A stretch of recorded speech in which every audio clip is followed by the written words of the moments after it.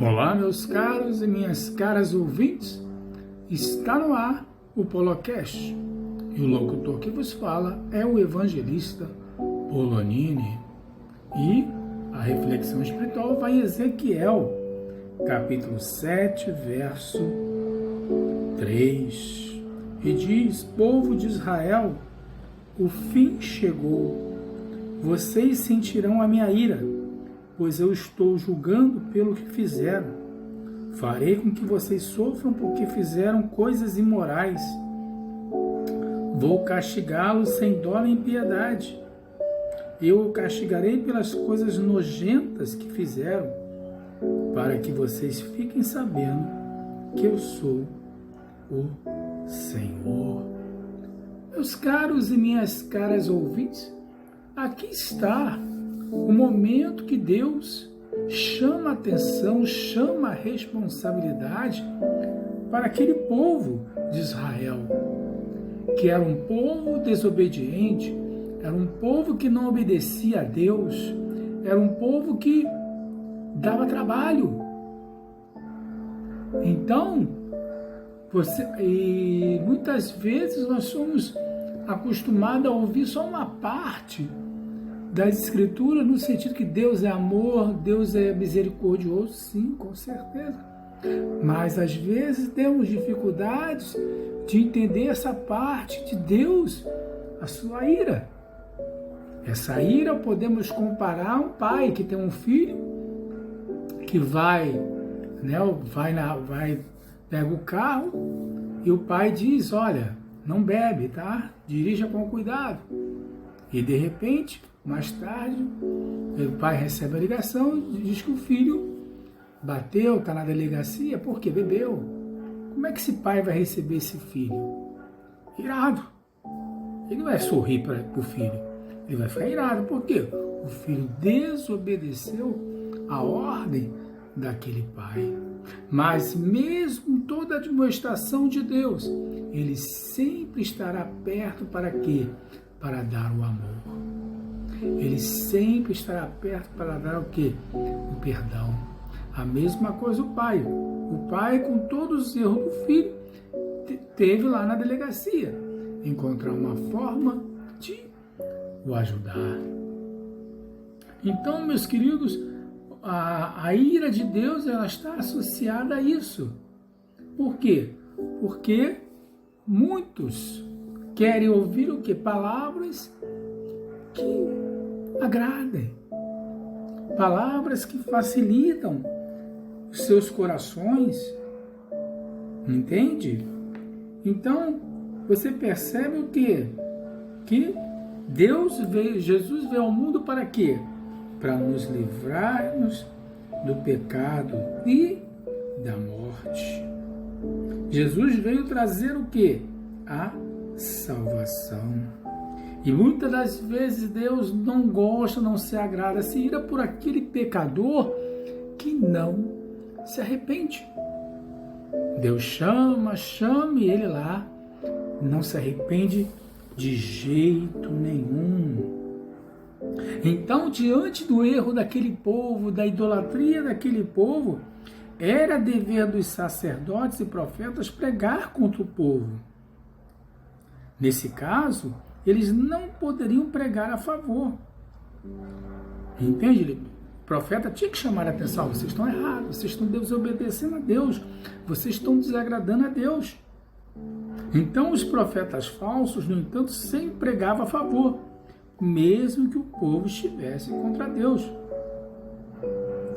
É mister, portanto, as mensagens contra o povo visavam quem? Ao bem deles. Eram amargas, mas boas. E também serviria o quê? Para o nosso bem. As advertências, a correção, serviu o quê? Para o nosso bem. Então é interessante que eu faça a seguinte pergunta, né? Que mensagem queremos ouvir quando vamos à igreja, ou quando lemos um livro, ou quando buscamos o conselho de alguém? Muitas vezes queremos ouvir apenas palavras que nos confortem, quando precisamos de palavras que nos confrontem. Confrontados, podemos começar um novo ciclo da vida. Então, muitas vezes buscamos conselhos, orientações e queremos ouvir sempre uma palavra positiva. Tudo vai dar certo. Nem sempre os conselheiros, os pais nos levam a pensar nas nossas razões das nossas dificuldades. Olha, por que você está sofrendo? Por que você está passando por isso? Pode ter sido erros provocados por vocês mesmos. Então, muitos conselheiros não querem dizer palavras amargas, mas os verdadeiros conselheiros precisam dizer as palavras necessárias e verdadeiras, sejam doces ou desagradáveis. Então, principalmente os pais, precisamos ter sabedoria, coragem, verdade, para dizer a verdade e compaixão. A mesma coisa falamos na palavra de Deus. Precisamos ter sabedoria, coragem e compaixão para dizer para os pecadores se arrependerem, porque estão no erro, estão contra Deus. O pecado afasta de Deus. Entende? Então, muitas vezes nós temos que nos indignar. Às vezes nos indignamos contra aquelas pessoas que falam a verdade. Ficam chateados, aborrecidos porque falam a verdade que é contra nós mesmos e pelos erros que nós cometemos. Então, muitos pais perdem seus filhos por falta de quê? De sabedoria, coragem, compaixão, para não desagradar os filhos.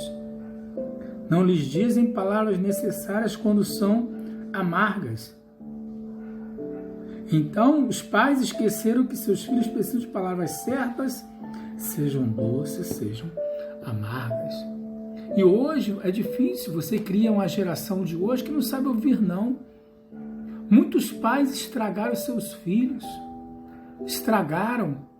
Seus filhos não têm disciplina, uma palavra que não existe mais nos lares, ter disciplina. Os filhos mal educados, filhos que gritam com os pais, não respeitam ninguém, não abaixam a cabeça para ninguém, quer peitar todo mundo. Na escola que eu dou aula, você encontra que em vários colégios você encontra reclamações de alunos que não respeitam o professor, não respeitam ninguém, nem o pai dele ele respeita, eles falam. Eu não abaixo a cabeça para ninguém. Trazem sempre a violência, trazem sempre a baderna. Por quê? Porque os pais não educaram, não ensinaram o corretivo, a admoestação.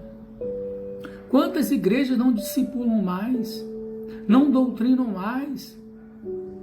Cristãos que chegam na igreja não tem uma doutrina, não tem nada, não tem um discipulado, leva a vida no evangelho sem noção do que é certo, do que é errado, de praticar as práticas do próprio evangelho. Muitos só querem ouvir palavras boas, não querem ouvir palavras de confronto. Muitas igrejas, a maioria delas, né? Claro, tem igrejas muito sérias, mas grande parte virou que cultos, reuniões de palavras positivas, nada de palavras de exortação. E a Bíblia mostra aqui que esse povo era rebelde. A Bíblia não esconde nada, porque a natureza humana é inclinada para o mal. A natureza humana é inclinada para o mal. Existe dentro de nós uma luta de você querer fazer o bem e de você querer fazer o mal. E aqui Deus se ira no sentido de quê? De castigar, no sentido de chamar a atenção. Olha o que vocês estão fazendo. Vocês estão cometendo certas abominações. Vocês estão cometendo coisas injustas. Vocês estão cometendo coisas erradas que não condizem com o quê?